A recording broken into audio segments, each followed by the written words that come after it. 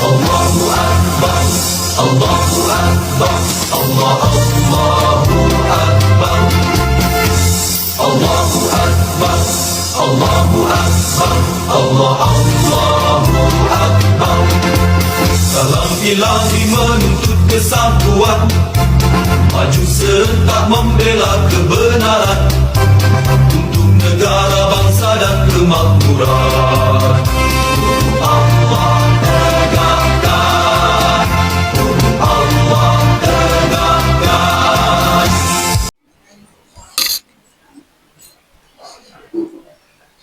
Assalamualaikum warahmatullahi wabarakatuh.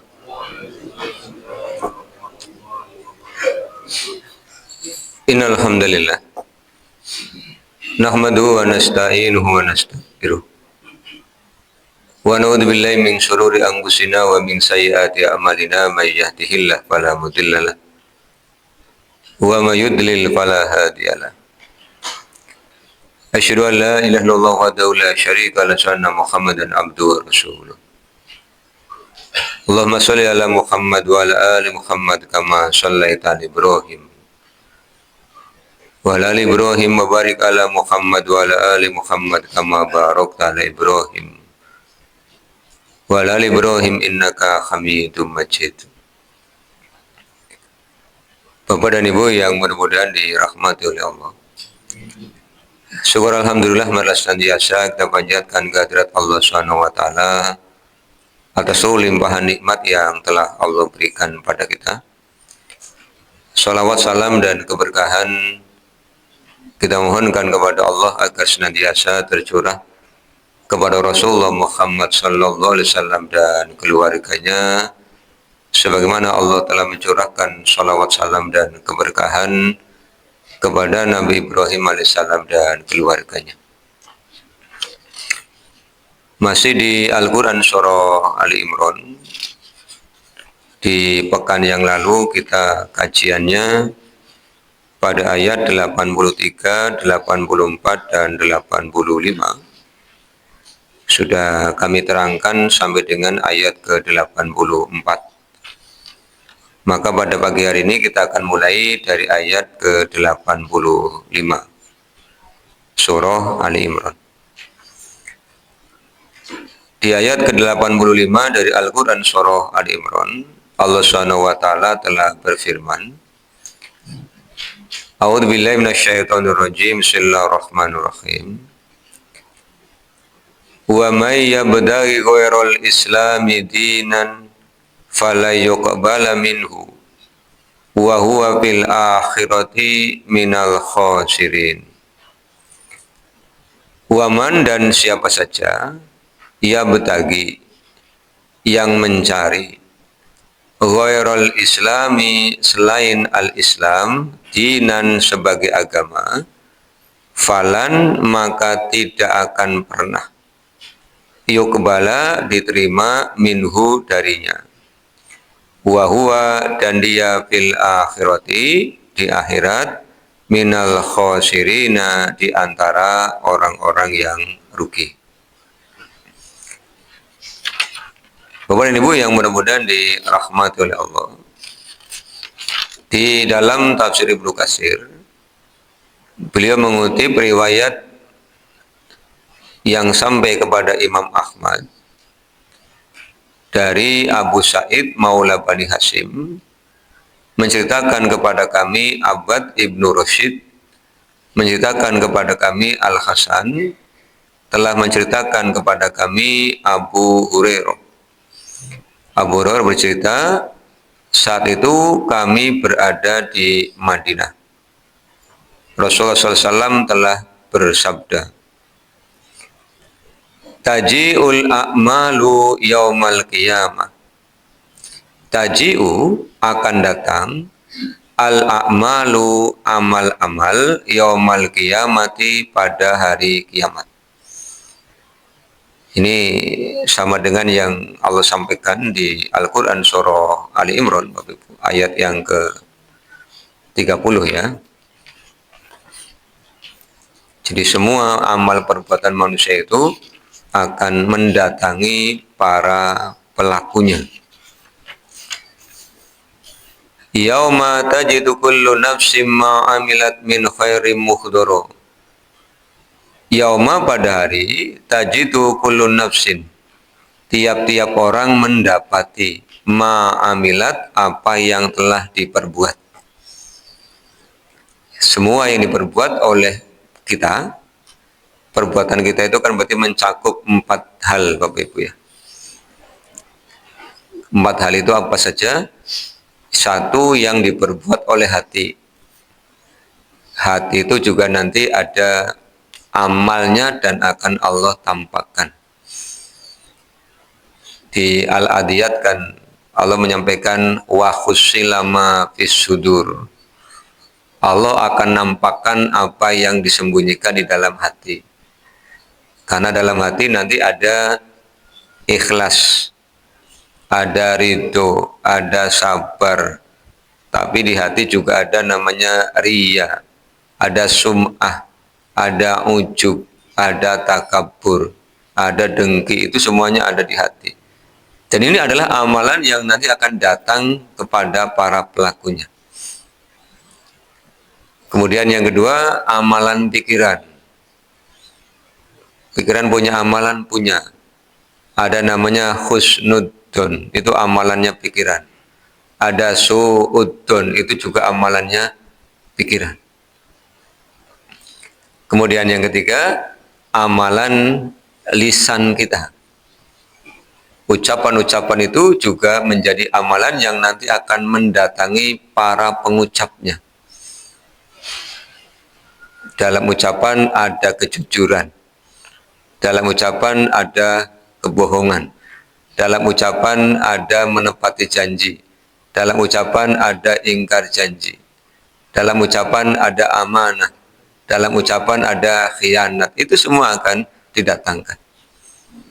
Nah, kemudian yang keempat, amalan anggota badan. Tangan itu banyak melakukan amalan. Kaki dan seluruh anggota badan itu ada amalan-amalannya. Ini akan didatangkan pada hari kiamat. Maka di Ali Imran 30 Allah mengingatkan min khairim muhdara. Amal kebaikan akan didatangkan wa ma amilat min su'in. Dan amalan keburukan juga akan didatangkan. Ini yang Allah sampaikan di ayat yang ke-30. Walaupun orang-orang yang mengamalkannya, mengerjakannya, ketika masih hidup, banyak yang dilupakan, Bapak Ibu ya. Ini juga yang Allah sampaikan di Al-Quran surah At-Takwir ya. Di At-Takwir juga ada ayat yang semakna dengan itu. Idza samsu kuwirat ya. Pada ayat yang ke-14 At-Takwir itu alimat nafsum ma akhdarat. Alimat yang telah dikerjakan nafsun tiap-tiap orang ma akhdarat akan dihadirkan. Maka kadang kita punya anggapan yang keliru Bapak Ibu. Kalau Idul Fitri ya, orang saling berjabat tangan, kemudian ngomongnya apa? Kita 00. Kalau Idul Fitri seolah-olah merasa seperti bayi baru lahir. Berarti seolah-olah tidak punya dosa. Padahal ini ayatnya mengatakan tidak demikian. Alimat mereka mengetahui nafsun tiap-tiap orang ma'ahdorot apa yang akan dihadirkan. Jadi amalnya akan diingat semua. Kalau ketika kita masih hidup seperti sekarang ini kan jangankan 1, 2, 3 tahun yang lalu. 1, 2 bulan yang lalu aja kita sudah lupa apa yang dikerjakan. Tapi Allah akan hadirkan semua. Itu At-Takwir ayat ke-14 ya, kita akan tahu itu. Kemudian di Al-Quran surah Al-Infitor ayat yang ke-5. Alimat nafsum ma qaddamat wa akharat. Alimat akan mengetahui nafsun tiap-tiap orang ma qaddamat, apa yang telah lalu, wa akhirat, dan apa yang terakhir, itu juga akan diperlihatkan. Ini amaliyah-amaliyah. Lalu bagaimana ketika kita di masa lalu karena kejahilian melakukan pelanggaran-pelanggaran? Caranya adalah dengan bertaubat. Nanti taubatnya juga akan Allah perlihatkan. Kalau taubatnya diterima oleh Allah, maka Allah akan berikan ampunan. Kalau Allah berikan ampunan, maka Allah akan memberikan pemaafan atau penghapusan.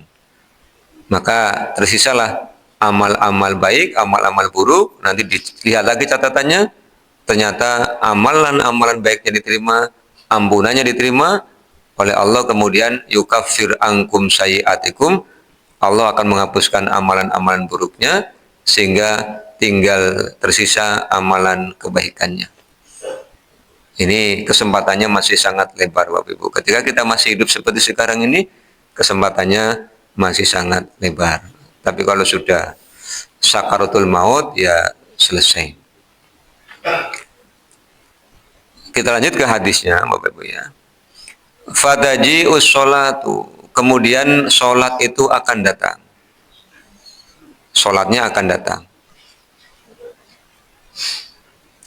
Fatakulu, kemudian sholatnya berkata, ya Rabbi annas sholatu. Ya Rabbi, wahai Tuhanku, ana, saya, as-sholatu, sholat.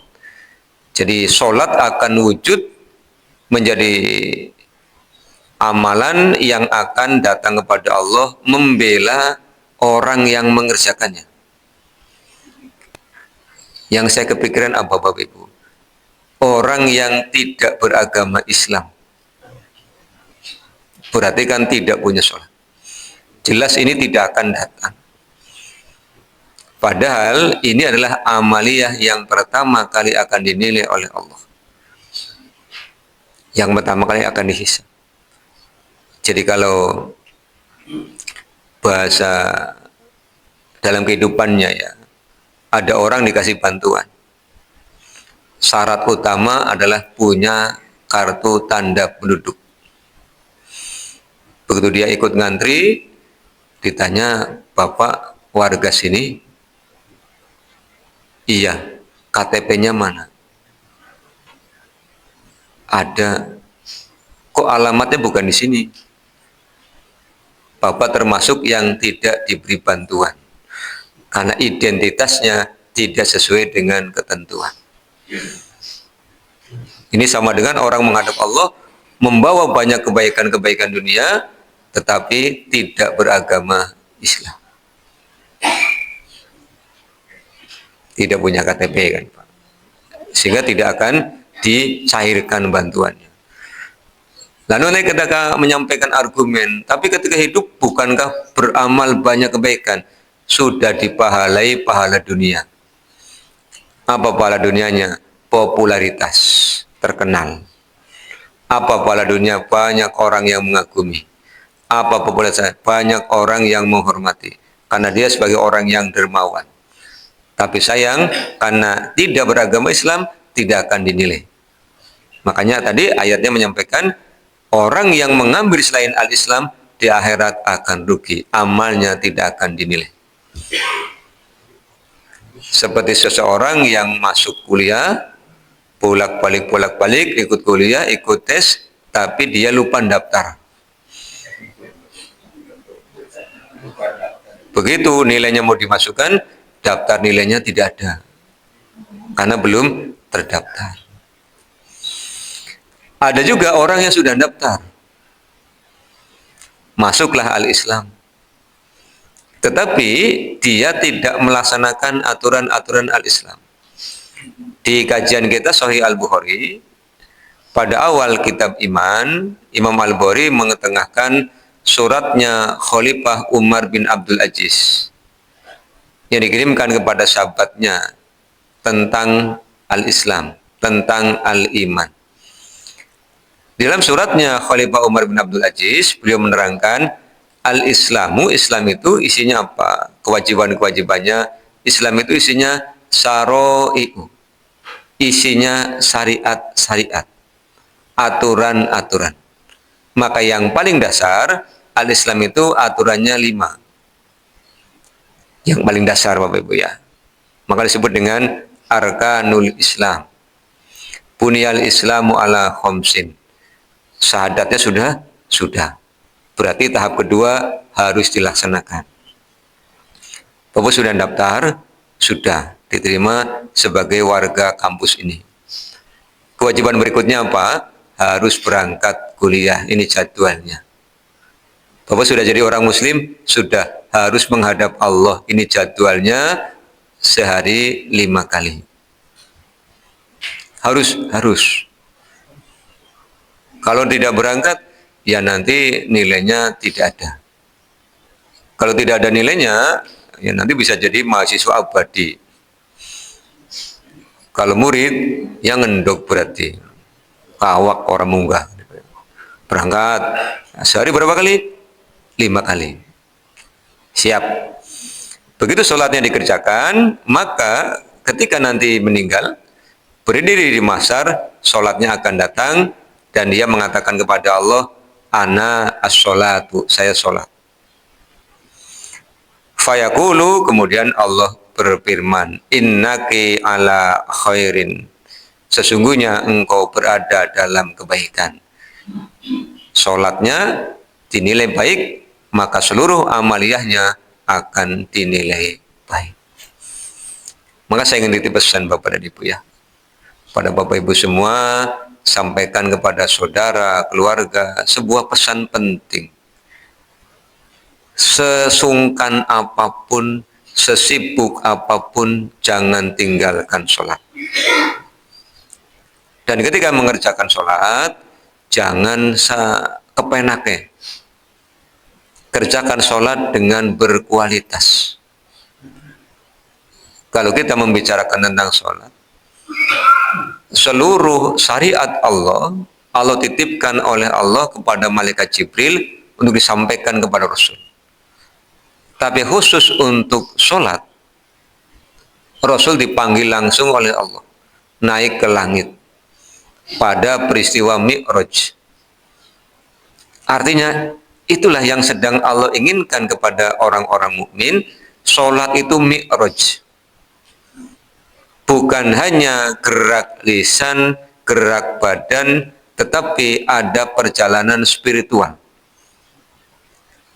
Makanya Rasulullah pernah menyampaikan, antara orang yang sholat dengan kiblat ada Allah. Maka aturannya Pak, kalau ingin meludah jangan ke depan. Karena pada hakikatnya orang yang sedang sholat sedang bermunajat kepada Allah SWT. Dan aturannya diatur sedemikian rupa. Maka nikmati sholatnya. Bermakna dan berkualitas. Berkualitas itu tumakninahnya dapat. Bermakna itu kita merasakan nilai sholat, dan selesai sholat ada jejak-jejak sholatnya dalam kehidupan kita. Yang dalam bahasa Al-Quran surah Al-Fat ayat 29 kalimatnya min asaris sujud. Ada bekas sujudnya. Secara lahiriah mungkin keningnya berwarna hitam. Tapi yang paling penting adalah batiniahnya. Apa? Tanha anil fahsya'i wal munkar. Orang yang sudah sholat pasti akan terhindar dari perbuatan keji. Apa perbuatan keji itu? Perbuatan yang merugikan dirinya sendiri. Orang yang sudah sholat tidak mungkin berzina. Karena zina adalah perbuatan keji. Orang yang sudah sholat tidak mungkin bakhil, karena bakhil adalah perbuatan keji. Kenapa bakhil perbuatan keji? Karena orang bakhil merugikan diri sendiri. Sekarang orang punya duit banyak, tapi tidak mau beli motor, kemana-mana melaku, sikile des kiwe tengen, nanti jendike misah kabeh kan Pak. Bener ya? Bener, masa jendik dempet kabeh kan ya angel Pak.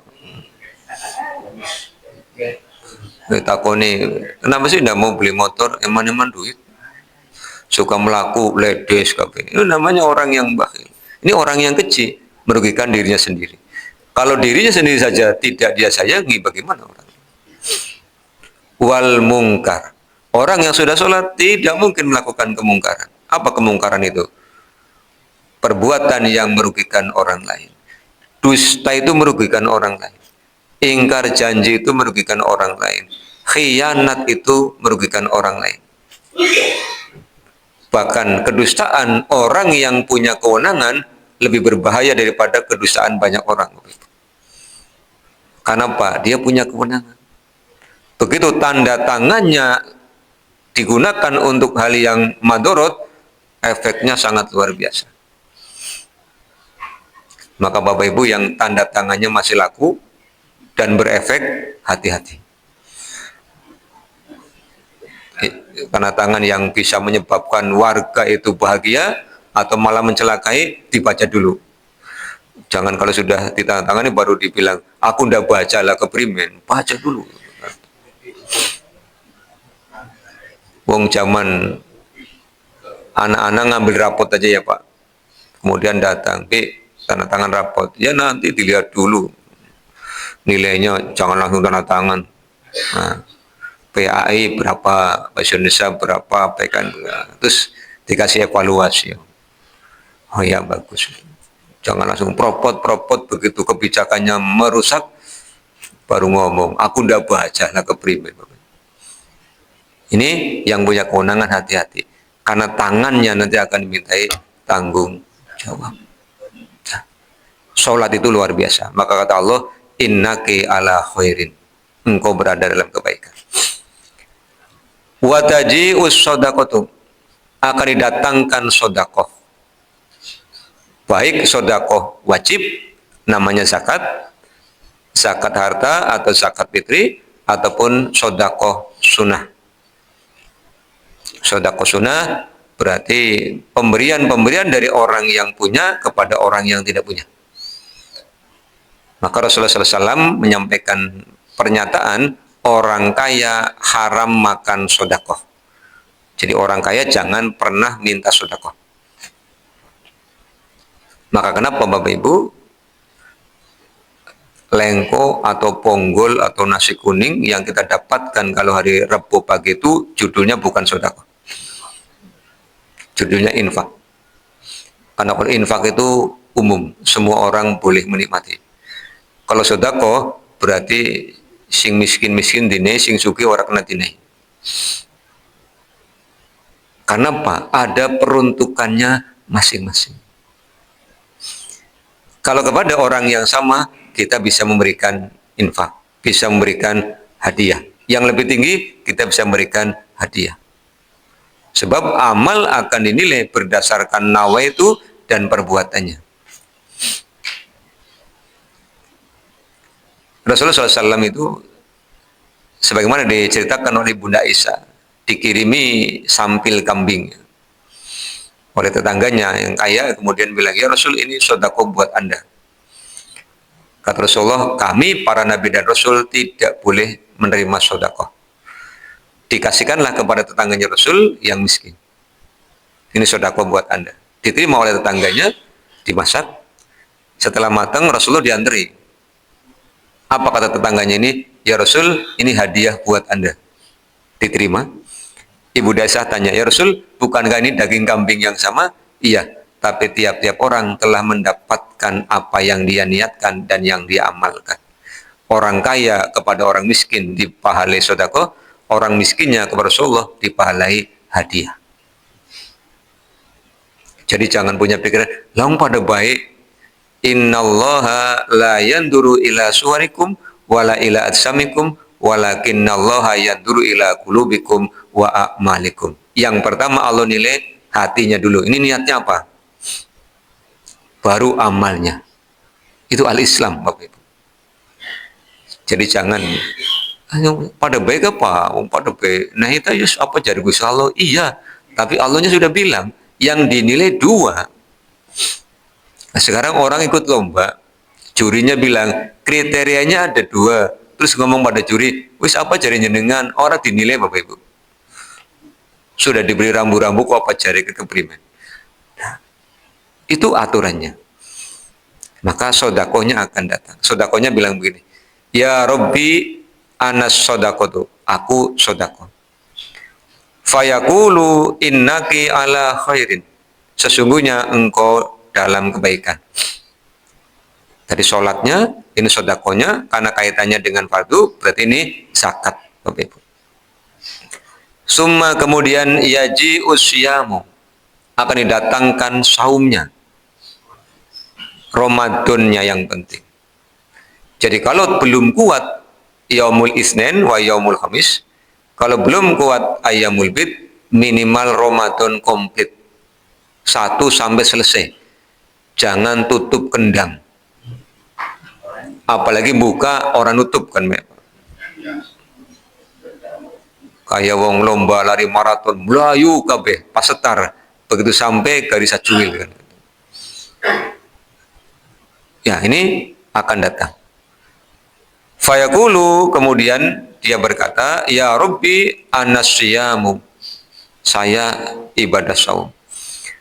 Fayaqulu innaka ala khairin, sesungguhnya engkau dalam kebaikan. Summa taji'ul a'malu, kemudian akan didatangkan amal-amal selain yang 3 tadi, Pak. Selain sholat, selain zakat, selain saum, itu akan datang semua. Membantu orang lain, berkata yang baik, zikir, silaturahim, bekerja, menikah, semuanya itu akan didatangkan kebaikan-kebaikannya.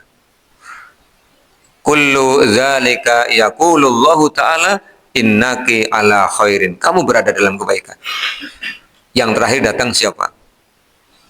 Summa yaji'ul islamu, kemudian akan datang al-Islam.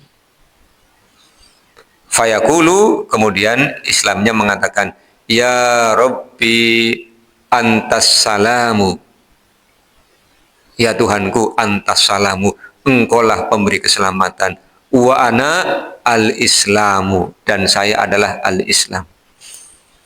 Kita kalau selesai sholat ngomong apa? Allahumma antas salam wa minkas salam tabarakta ya zal jalali wal ikram, engkaulah assalamu ya Allah,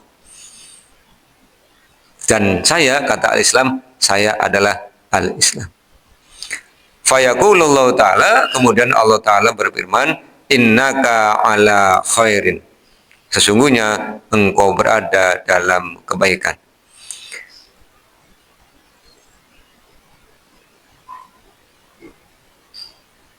Bikal yauma, hari ini, akhudu bika, aku mengambilmu, ukti, dan aku akan memberimu.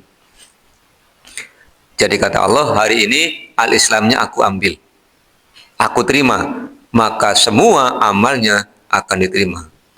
Lalu kata Abu Hurairah, Rasulullah membacakan Al-Quran surah Ali Imran ayat 85. Wa may yabtaghi ghairul islami dinan fala yuqbala minhu wa huwa fil akhirati minal khasirin. Ini Bapak Ibu. Jadi al-Islam ini agama yang sudah Allah pilihkan untuk manusia. Untuk manusia, ya. Karena apa? Seruannya untuk manusia. Ya ayuhan nasu ubudu rabbakumul ladzi khalaqakum walladzina min qablikum la'allakum tattaqun, semua manusia. Dan bangsa jin juga punya kewajiban yang sama. Di kajian kita Sahih Al-Bukhari, Abdullah bin Abbas bercerita, ketika Rasulullah SAW itu bepergian bersama para sahabatnya sampai ke tempat namanya Tihamah, lembahnya namanya Nahlah. Rasulullah kemudian ngimami sholat subuh. Lah saat itu setan dari bangsa jin itu berkumpul. Karena apa? Hala bainana wa baina akhbarus samai. Mereka merasa terhalang, tidak bisa mencuri dengar berita-berita dari langit. Begitu mereka datang pada pemimpinnya bilang begini, fadribu masyariqal ardi wa maghribaha. Bepergianlah kalian ke belahan bumi timur dan ke belahan bumi barat. Cari tahu kenapa tidak bisa mencuri dengar berita dari langit. Maka mereka sampai ke lembah Nakhlah yang Rasulullah sedang ngimami subuh membacakan Al-Quran. Mereka berhenti. Kemudian mereka bilang begini, Inna sami'na Qur'anan ajabah. Kami telah mendengar bacaan yang menakjubkan. Yahdi ila rusdi, yang isinya menunjukkan kepada kebenaran. Amanna walan nusyrika bi rabbina ahada.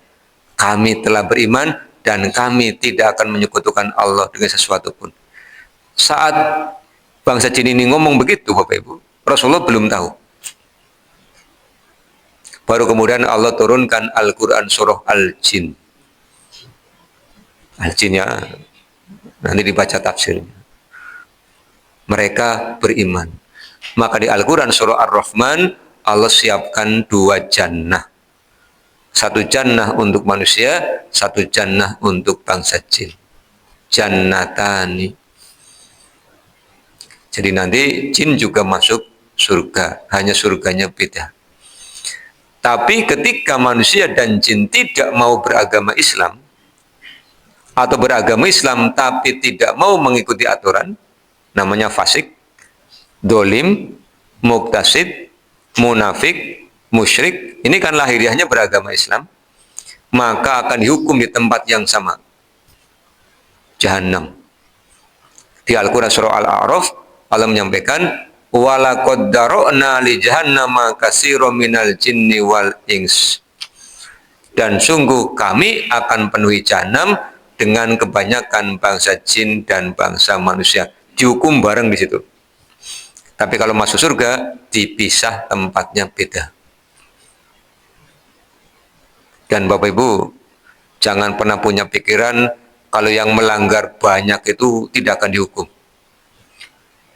Karena surga luasnya seluas langit dan bumi, neraka juga luasnya seluas langit dan bumi.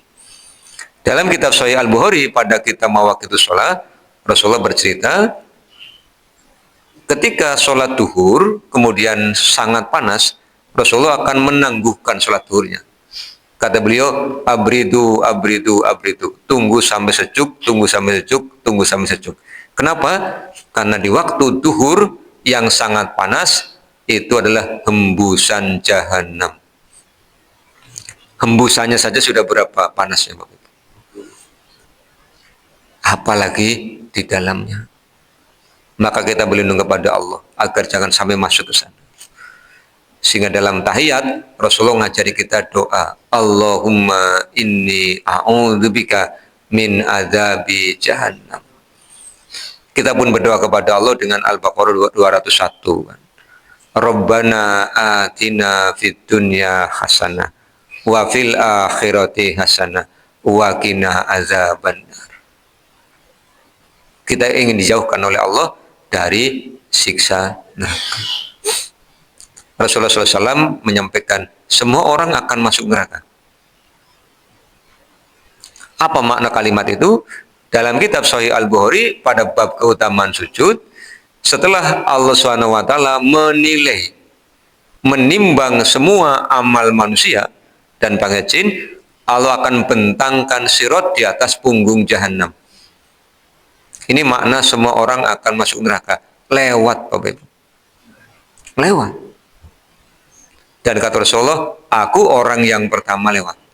Kemudian tidak ada seorang Nabi dan Rasul pun kecuali akan berdoa kepada Allah, ya Allah selamatkan, selamatkan. Rasulnya sangat sayang kepada kita. Tapi kadang-kadang kita yang disayangi malah balelo. Bahasa orang kampung saya, nyingkrak, Bapak Ibu. Disayangi harusnya kan semakin semangat. Ini malah ngandelakan, tenang untuk wakna jeng Rasul. Syarat dan ketentuan berlaku. Kata Rasulullah, Allah siapkan pengait-pengait dari api neraka yang sangat besar. Dan ketika orang lewat di atasnya, tergantung amalnya tadi. Kalau sholatnya ada, zakatnya ada, saumnya ada, amalia yang lain ada, dia akan secepat kilat sampai ke tempat namanya Kontoroh. Ada apa di Kontoroh? dibersihkan hatinya. Di Al-Quran surah Al-A'raf ada ayat begini, Pak. Wa naza'na ma fi qulubihim min ghillin tajri min tahtihal anhar wa qalu alhamdulillahilladzi hadzana li hadza wa ma kunna linahtadiya laula an hadanallah wa nudu an tilkumul jannatu uristumuha bima kuntum tu'adun. Dan akan Allah bersihkan hati calon-calon penghuni surga. Dari apa? Min ghillin, dari rasa iri. Rasa iri. Kenapa? Karena kata Rasulullah, tiap surga itu punya 100 tingkatan. Jadi nama-nama surga yang diterangkan dalam Al-Quran itu masing-masing ada 100 tingkatan. Dan kita yang sholatnya bareng, ngajinya bareng, belum tentu kaplingnya sama. Karena apa? Begitu mendengar ilmu, mengamalkannya belum tentu sama. Mengamalkannya sama, kualitasnya belum tentu sama, bersegeranya belum tentu sama. Maka oleh Allah nanti akan dibersihkan supaya tidak iri, supaya tidak protes. Ya Rob, aku ngajinya bareng, Ganing kayak tipe 21, aku tipe 14 misalnya. Misalnya begitu ya Pak. Kenapa tipenya kok lebih kecil? Lah ngajinya makanya telat misalnya begitu. Lah yang satu bilang, aku kan berangkatnya duluan, kamu mengamalkannya nanti-nanti, kan beda-beda Bapak. Nah, makanya oleh Allah dibersihkan. Sehingga meskipun nanti jannahnya beda-beda, tetap ketika ketemu mengatakan kilang salaman salaman. Bapak dan Ibu, ketika kita mengkaji ayat-ayat tentang surga, itu menjadi motivasi yang melipat gandakan semangat kita untuk mentaati Allah. Dan akan mengesampingkan berbagai macam duka lara yang ada di hati kita. Kita akan mengatakan duka lara dunia itu sedikit dan sebentar, dibandingkan kebahagiaan yang sudah Allah siapkan. Jadi jangan selalu menjadi orang yang melankolis dan merasa, ya Allah, nyongka uripe paling sengsara sa dunia. Itu lebay Bapak Ibu. Tapi juga jangan sampai kebahagiaan dunia membuat kita terlena. Wa mal hayatud dunya illa mataul ghurur. Oh, saking bahagianya lupa kewajiban-kewajiban tadi diabaikan. Ini kan kayak cerita laki-laki perempuan sama-sama jatuh cinta, pengen nikah susah karena bapak ibunya masing-masing tidak setuju, dilarang. Kemudian upayanya apa? Pendekatan yang maksimal kepada Allah. Rajin tiap malam tahajud, habis tahajud bilang kepada Allah, ya Allah, lembutkan hati orang tuaku, lembutkan hati calon mertuaku, sampai Allah kabulkan. Terjadilah pernikahan. Di hari pernikahan dijejer, ada adzan duhur, wis adzan ngelinguk tok, ada adzan asar ngelinguk tok, tahajud ora pernah. Itu yang Allah gambarkan. Manusia ketika diliputi dengan kesusahan, mereka akan datang kepada Allah berdoa dengan penuh keikhlasan. Tapi begitu Allah tolong, mereka akan kembali ingkar. Seperti orang yang terombang-ambing di lautan, diliputi gelap gulita, ombaknya besar, dia bermohon kepada Allah. Begitu Allah selamatkan, Allahnya dilupakan. Yang senang siapa Bapak Ibu? Yang senang adalah iblis. Karena kata iblis kepada Allah, engkau tidak akan mendapati manusia yang banyak bersyukur. Ini Al-Islam itu mengajarkan itu Bapak Ibu, ya. Jadi ayat 85 ini menyemangati kita, kita sudah berada di jalur yang benar, on the track. Maka apa pesannya Allah Subhanahu wa taala? Wala tamutunna illa wa antum muslimun. Bapak Ibu jangan coba-coba mati kecuali dalam keadaan beragama Islam. Jangan coba-coba murtad, karena jenengan akan bangkrut. Jangan coba-coba males. Ini malas masuk. Karena malas akan membuat orang menunda ketaatan. Tadi malam ada pertanyaan bagus setelah kajian. Dia bertanya pada saya, Pak, bagaimana kalau ada orang lagi malas kemudian meninggal dunia? Apakah dia su'ul khotimah? Iya. Kok bisa? Sekarang lagi ada adzan duhur. Malasnya datang. Biasanya segera ke masjid. Lah, kayong lagi sungkan, orang yang masjid disit. Begitu dia tidak ke masjid, yang datang adalah pencabut nyawa. Padahal sudah masuk sholat. Berarti kan dia meninggalkan satu ketaatan. Meninggalkan sholat adalah dosa besar, kan? Pelanggaran, ya rugi. Coba kalau malasnya bisa dikalahkan, mungkin pas berjalan ke masjid, begitu masuk masjid, ketemu dengan Ijroil, husnul khotimah, kan? Karena meninggalnya dalam keadaan niat mentaati Allah Subhanahu wa ta'ala. Terus yang tanya tadi malam, terus bagaimana pemirsa? Jangan sampai malas. Karena malas itu adalah sifatnya iblis dan kita adalah manusia. Al-Baqarah 34, iblis sifatnya hanya dua. Aba wastakbaru. Sungkan dan sombong. S2, Bapak. Sungkan dan sombong. Maka Bapak Ibu harus kalahkan dengan S2 juga. Sagseg. Lagi ngeleleng, malas kagian jagung. Lagi jagung, malas kagian ngadeg. Lagi ngadeg, malas kagian laku. Aja diwali. Lagi ngadeg, malas kagian jagung. Lagi jagung, malas kagian ngeleleng. Ya, merem.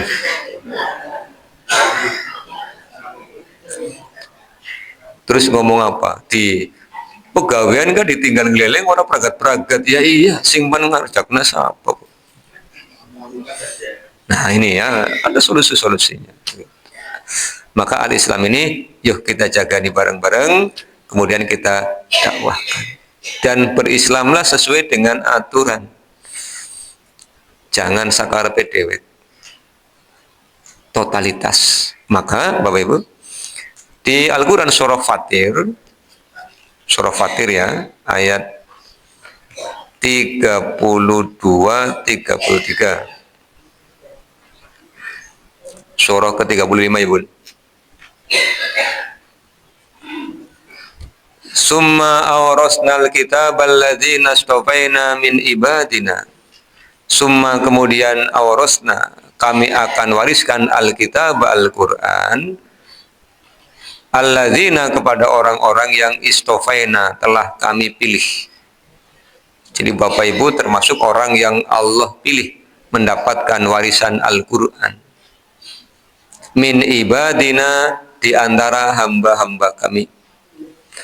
Tetapi ketika Al-Quran datang, nah ini sikapnya kemudian berbeda-beda. Faminhum, maka di antara mereka dolimul linafsi, ada yang mendolimi dirinya sendiri. Siapa itu Bapak Ibu? Orang yang membaca Al-Quran, memahami Al-Quran, perintah-perintahnya tidak dilaksanakan. Ditanya nyenengan beragama Islam Pak, nggih. Gani mboten salat. Wis gen dewek-dewek. Ya salat dewek-dewek kewajibannya, tapi dilakoni berjamaah. Itu namanya orang yang dolimul linafsi. Hartanya banyak, ndak mau bayar zakat, ndak mau sedekah, ndak mau infak. Punya perintah-perintah itu diabaikan. Tapi larangan-larangan Allah itu malah dikerjakan. Yang dilarang malah senang. Itu namanya orang yang dolimul linafsi. Wa minhum, dan di antara mereka muqtasidun, ada yang muktasid. Siapa yang muktasid itu? Orang yang perintah-perintah Allah dikerjakan. sholat siap, goroh iya, gitu. Namanya muktasid. Kalau bahasanya Pak Kiai Haji Zainuddin MC dulu namanya STMJ kan. Sholat terus maksiat jalan. Sodakoh iya, ngerentena iya, hari nyilih ring tanggane 1000 ya balik ke 1500. Nyilih beras 2 kilo ya balik ke 3 kilo kan gitu. Itu namanya orang yang muktasid pada bewanine kan gitu. Dikira nanti amal ditimbang itu akan imbang, tidak ada amal imbang. Al-Qari'ah itu menyebutkan tidak ada amal imbang. Adanya fa'amma man sakulat mawazinu atau wa amma man khaffas mawazinu. Jadi tidak akan ditimbang kok pada beabot itu tidak ada. Yang ada adalah berat kebaikannya atau ringan kebaikannya, bukan berat keburukannya. Allah tidak menyebut berat keburukannya. Iya, saking sayangnya Allah kepada kita sampai Allah tidak menyebut berat keburukannya, Pak. Ya. Fa amma man sakulat mawazinu. Maka ada pun orang-orang yang berat timbangan kebaikannya. Wa amma man khaffat mawazinu, dan ada pun orang yang ringan timbangan kebaikannya. Saking sayangnya kepada kita, Allah tidak menyebut keburukan yang berat. Bukan malah jadi motivasi. Tapi yang tadi itu, kita menjadi bangsa yang kurang pandai bersyukur. Bangsa yang sering melupakan kepada Allah Subhanahu wa taala. Makanya hati-hati jangan menjadi orang yang muktasid. Yang selamat siapa Bapak Ibu? Wa minhum sabiqum bil khairati biidznillah. Dan di antara mereka ada orang yang sabikun. Bapak Ibu dengan kata-kata musabakoh ya. Itu artinya perlombaan. Sabikun orang yang berlomba bil khairati terhadap kebaikan. Begitu ilmunya datang, balapan untuk melaksanakan biidznillah dengan izin Allah. Kenapa dengan izin Allah? Kalau kita mendengar muadzin mengucapkan kalimat hayya 'alas shalah, kita jawab la haula wala quwata illa billah. Karena tanpa daya, tanpa kekuatan yang Allah berikan, kita tidak akan sampai ke masjid, Pak. Nyatanya nggak lagi meriang sih. Dengar, ya Allah, adzan subuh ya, tapi dengkul retak misalnya. Bukan karena belum sarapan, tapi kan memang lagi kondisinya tidak sehat. Ini kan tidak Allah berikan daya dan upaya, maka tidak akan sampai. Dipanggil, jawabannya bukan manggil lagi. Kalau Allah Akbar kan jawabannya sama. Syahadat jawabannya sama. Karena hayya 'alas shalah adalah panggilan, jawabannya sebuah pernyataan. La haula wala quwata illa billah. Begitu Allah berikan kekuatan, Allah berikan kesempatan, kita akan mendatangi. Ini namanya biidznillah. Wong kadang sudah niat saja, kalau Allah tidak ngizini tidak jadi kok Pak. Sudah berjalan ke masjid, Allah tidak ngizini, tahu-tahu melenet. Karena awane bar prasmanan nyukut jangan sabrang misalnya, karo dage gembus kan enak nemen pedes Pak. Tadi pas mau jamaah subuh terus menurun belak-kedak gitu kan, balik mana yang kita jamaah. Itu namanya tidak diberi izin oleh Allah. Tapi aja nggak lesu kayak kue, masa nggak lesu belak-kedak bae. Itu berarti sindrom ya, ada sesuatu yang takoni maning gani ora subuh nggak lesu belak-kedak bae Pak misalnya. Sugesti perlu periksa gue Pak ya. Zalika itulah huwa, dia itu al-fadlul kabir, karunia yang sangat agung. Apa karunianya Bapak Ibu? Jannatu adni yadkhulunaha yukhallawna fiha min asawira min dhahabi wa lu'lu'a wa libasuhum fiha kharir. Kalau menjadi orang yang sabiqum bil khairat, Allah siapkan jannah. Mereka akan masuk ke dalamnya. Disiapkan di dalamnya piala-piala, bejana-bejana dari emas, dari mutiara-mutiara. Sampai hari ini kita belum punya piring dari emas Bapak Ibu ya? Belum ya? Nggak usah. Karena tidak boleh menggunakan bejana dari emas. Tapi Allah menjanjikan Bapak Ibu akan dapat insya Allah. Walibasum fiha harir. Bapak Ibu akan diberikan libas pakaian harir dari sutra. Ketika hidup kita tidak boleh.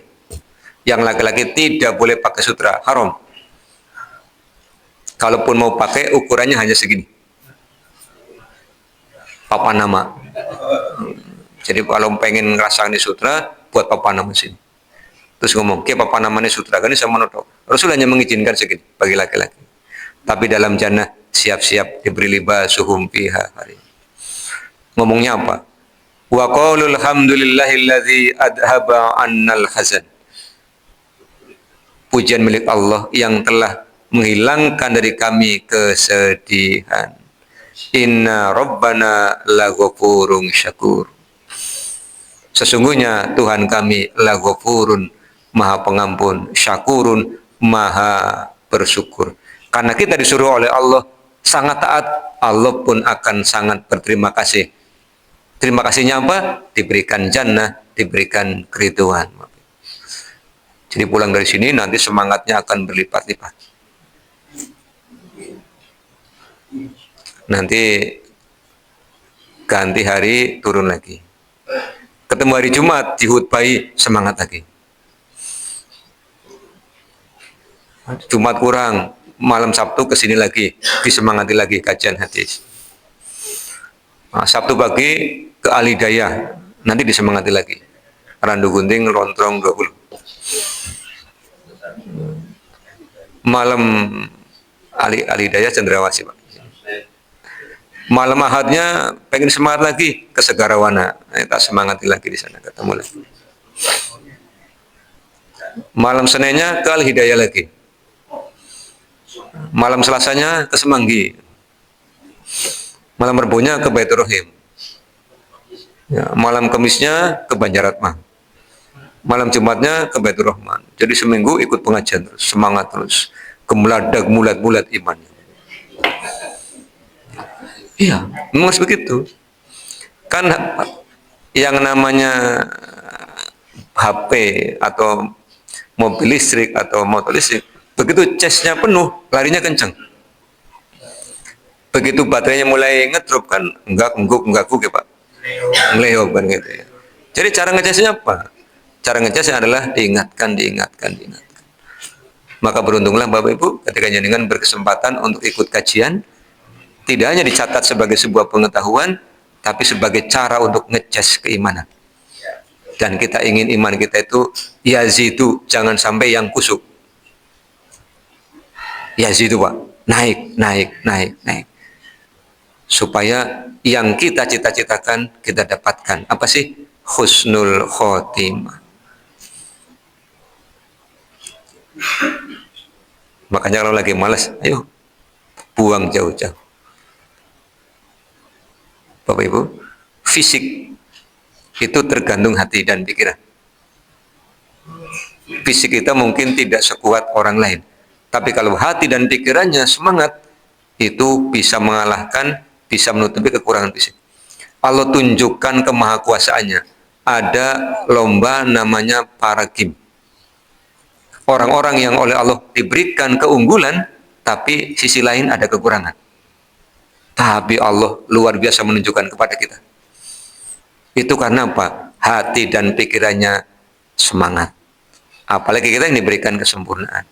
Mentaati Allah penuh kesemangatan itu lebih ringan daripada keterpaksaan. Dan jangan lupa berdoa kepada Allah agar Allah menurunkan rasa cinta ke dalam hati kita kepada Allah. Kalau sudah cinta kepada Allah, semua perintah Allah terasa ringan.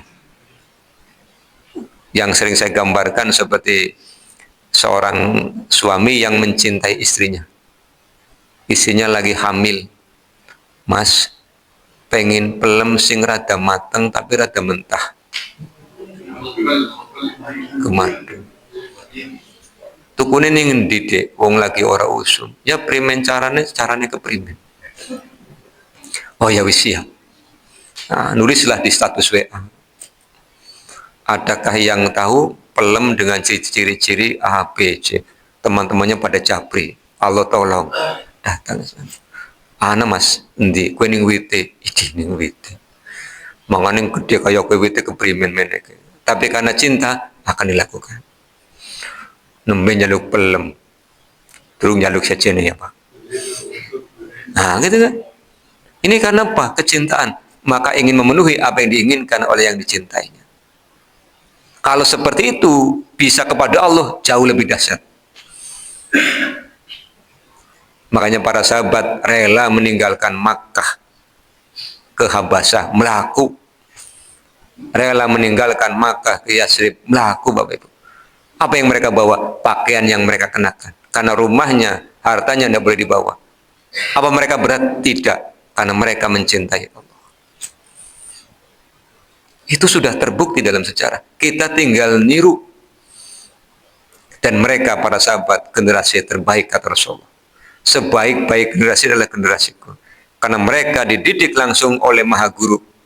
Sang uswatun hasanah. Nah, kita tinggal meneladani mereka, meniru mereka. Kalau lagi down, ingat mereka, semangat, dan semangat. Bapak dan Ibu yang mudah-mudahan dirahmati Allah, kajian kita cukup 1 ayat, tapi syarat dengan makna, tinggal pulang, praktekkan, jangan lupa ajarkan. Karena kita akan meninggal dunia, jangan sampai kita meninggal, amal kita selesai.